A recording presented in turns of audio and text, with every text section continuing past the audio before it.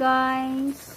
Magandang hapon. Kami po ay napaagang nagluto ngayon. Ako po ay nagbulang lang ng gulay. Sari-sari to guys. May sitaw, okra, natabunan kasi ng alugbati guys eh. Gabi, kalabasa, mais,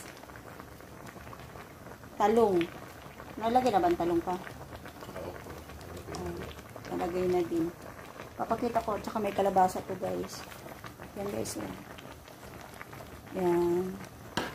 Natabunan na ng alugbati kasi dinamihan ko ang talbos ng alugbati kasi maganda sa ating katawan. Yan siya.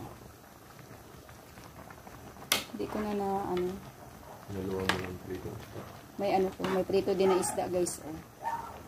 Ninit-nit na din guys. Hindi ko na na-vlog ng mahaba guys sa ano. Short video na lang talaga po kasi napagod kami na malingki kami guys.